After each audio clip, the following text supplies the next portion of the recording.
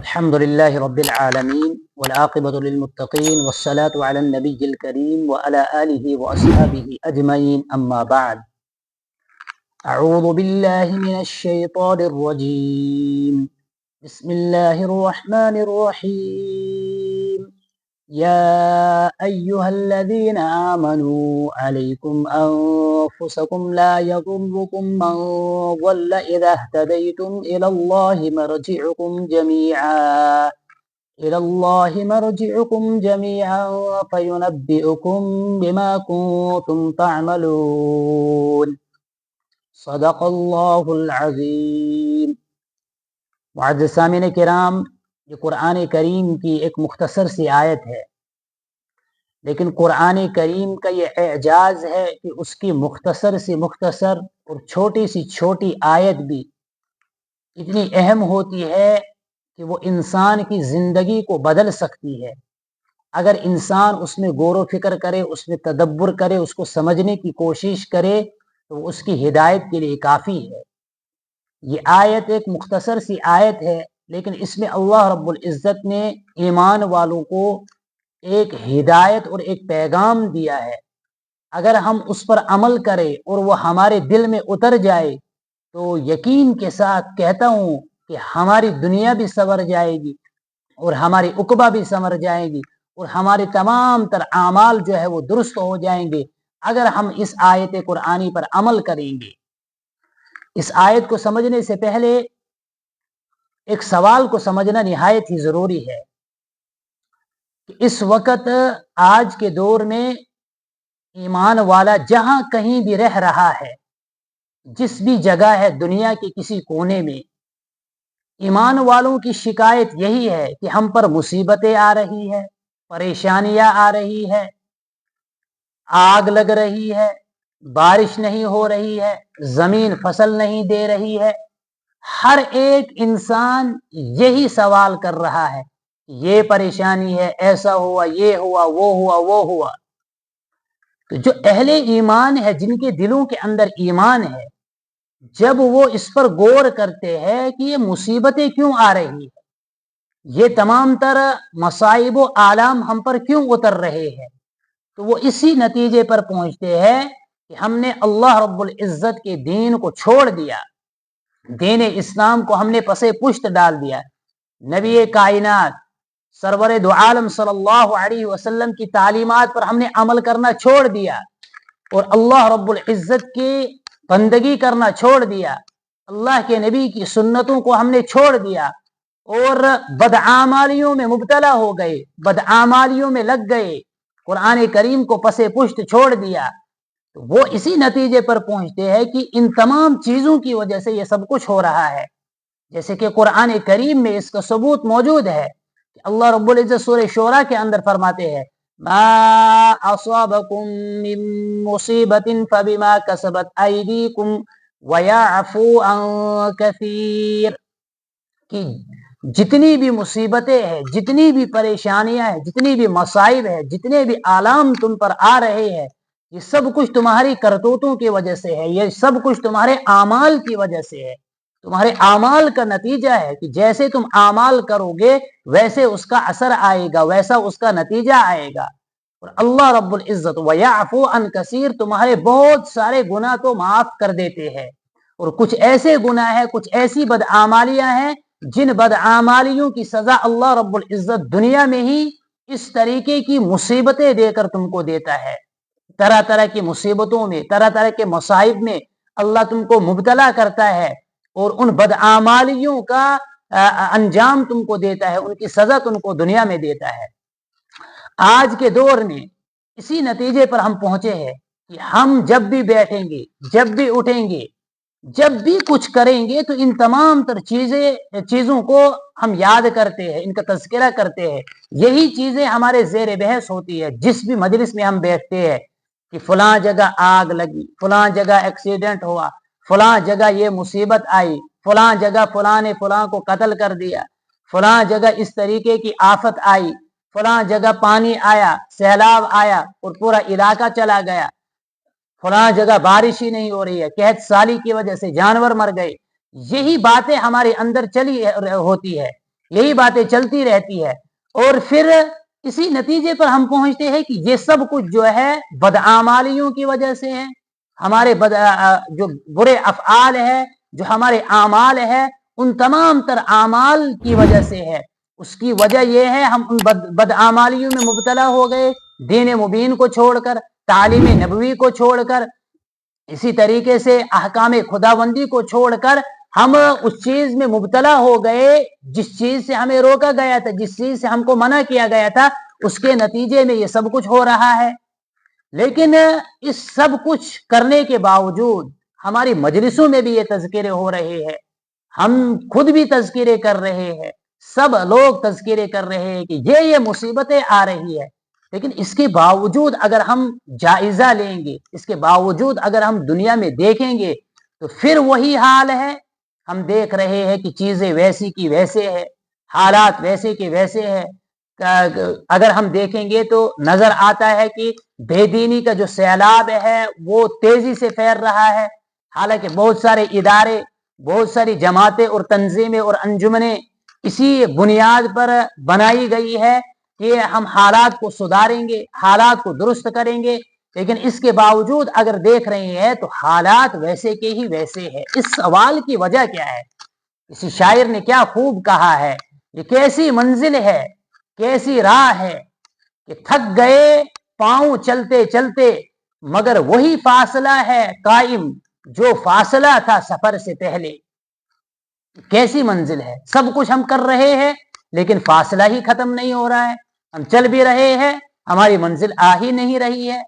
तो ये जो सवाल है, सवाल पैदा होता है कि हम तज़किरा भी करते हैं, हम कहते भी है कि हम बदआमालियों में मुब्तला है, हम बुरे कामों में मुब्तला है, फिर भी हम पर ये मुसीबतें क्यों आ रही है, ये मुसीबतें खत्म क्यों नहीं हो रही है। तमाम लोग अपनी अपनी तरफ से अंजुमने चला रहे हैं, मदारिस चला रहे हैं, मकातिब चला रहे हैं, इस्लाह की फिक्र कर रहे हैं, इसके बावजूद वही हाल है। आज खुद हम अंदाजा लगा सकते हैं कितने अरसे से बारिश नहीं हुई, और खुद अंदाजा लगा सकते हैं कि पिछले दिनों में कितने मकानात जल गए।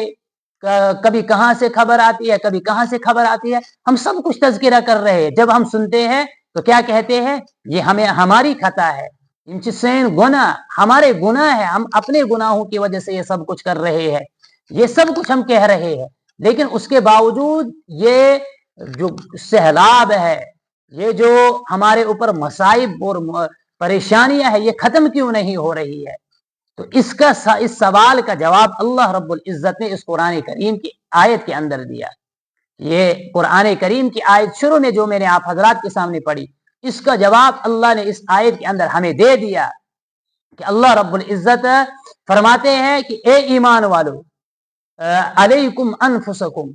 तुम सबसे पहले अपनी फिक्र करो। हुआ क्या है, हुआ यह है कि हम इस्लाह जो कर रहे हैं वो दूसरों को कर रहे हैं, लेकिन कभी भी हमें अपनी जात के बारे में ये ख्याल नहीं आया, हमारे दिलों में ये बात नहीं आई कि हम भी खराब है, हम भी ऐबदार है। मुझे ये कभी ख्याल नहीं आया कि मैं भी ऐबदार हूं, मेरे अंदर भी बहुत सारे ऐब है, मैं इन अयूब को खत्म करने की कोशिश करूंगा, इन बदआमालियों और बद किरदारों को खत्म करने की कोशिश करूंगा। कभी मेरे दिल के अंदर ये बात नहीं आई। तो इसी का जवाब अल्लाह रब्बुल इज्जत ने कुरान करीम की इस आयत के अंदर दिया, या अय्युहल्लज़ीना आमनू अलैकुम अनफुसकुम, ए ईमान वालो, सबसे पहले तुम अपनी फिक्र करो, सबसे पहले तुम अपनी इस्लाह में लग जाओ। जब तुम अपने आप की इस्लाह करोगे, तुम्हें पता चलेगा कि मेरे अंदर भी खराबियां है, मैं भी बुराइयों में मुब्तला हूं, मैं भी इन तरीके बहुत सारे गुनाहों में मुब्तला हूं। जब आप इसकी तरफ मुतवज्जे हो जाओ, इसकी तरफ आप देखोगे, इसका जायजा लोगे, तो उस वक्त आपकी इस्लाह होनी शुरू हो जाएगी। और जब आपकी इस्लाह शुरू हो जाएगी, तो उसके बाद फिर आप जो बात करोगे उस बात में वजन होगा। उसके बाद आप जो दूसरे लोगों की फिक्र करोगे तो उस फिक्र में असर होगा, उस फिक्र में बरकत होगा, और उस फिक्र का नतीजा निकल कर सामने आएगा, और उस फिक्र से फिर हालात बदलेंगे। अल्लाह रब्बुल इज्जत ने फरमाया, अलैकुम अनफुसकुम ला यदुर्रु, کہ تم کو وہ شخص ذرہ برابر بھی نقصان نہیں پہنچا سکتا ہے۔ کب؟ جب تم خود ہدایت پر ہوں، جب تم ہدایت پر ہوں تو اس وقت کسی شخص کی گمراہی تمہیں کوئی نقصان نہیں پہنچائے گی، اس وقت تمہاری اچھائی جو ہے وہ تم کو بچا لے گی، تمہارے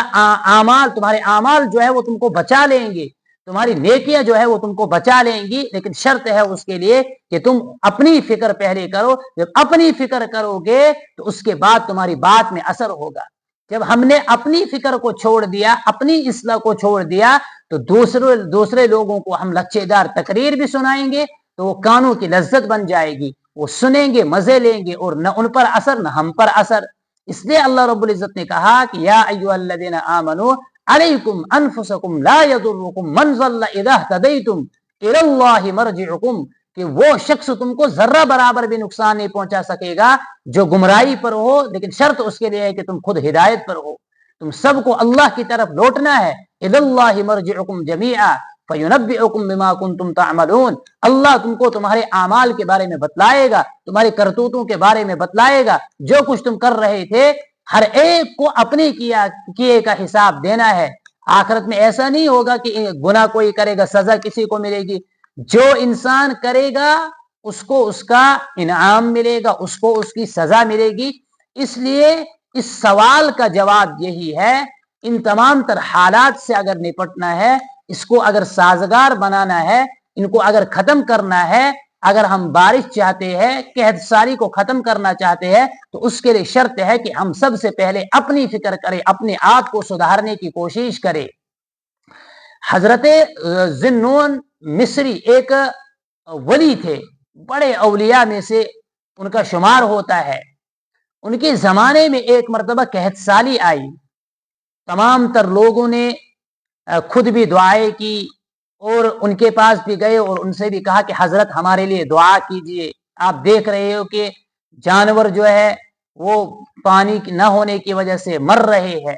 یہاں تک کہ ہمارے گلے سوکھ گئے ہیں پانی نہ ہونے کی وجہ سے، ہم بہت زیادہ پریشانی میں ہیں، اس لیے آپ کچھ کیجئے، دعا کیجئے اللہ سے، آپ تو مستجاب الدعویٰ ہو، اللہ سے دعا کیجئے کہ بارش ہو جائے۔ تو انہوں نے جواب دیا کہ دیکھو دعا تب قبول ہوتی ہے جب آپ استغفار کرو گے،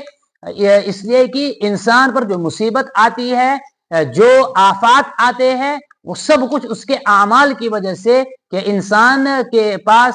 جتنی بھی مصیبتیں آتی ہے وہ سب کچھ اللہ رب العزت اس کے اعمال کی وجہ سے دیتا ہے۔ جیسے سورہ شعراء کے اندر اللہ رب العزت نے فرمایا کہ ما اصابکم من مصیبت فبما کسبت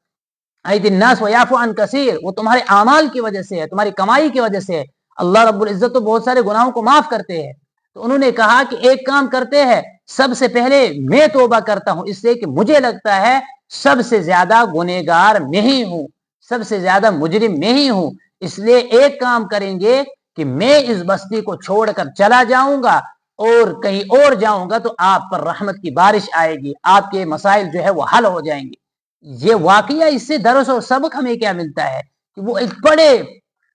اولیاء میں شامل تھے، بڑے ولی تھے، ان کا مقام و مرتبہ بہت اونچا تھا، اس کے باوجود وہ کہہ رہے ہیں کہ مجھ میں ہی خامی ہے، یعنی دوسرے کو نشانہ نہیں بنا رہے بلکہ کہہ رہے ہیں کہ مجھ میں ہی خامی ہے، اپنی ہی اصلاح کرنے کی کوشش کر رہے ہیں۔ تو یہی سبق اس آیت سے ہمیں ملتا ہے۔ نبی علیہ الصلوۃ والسلام نے حدیث پاک کے اندر فرمایا من قال ہلک الناس فهو اہلکہم،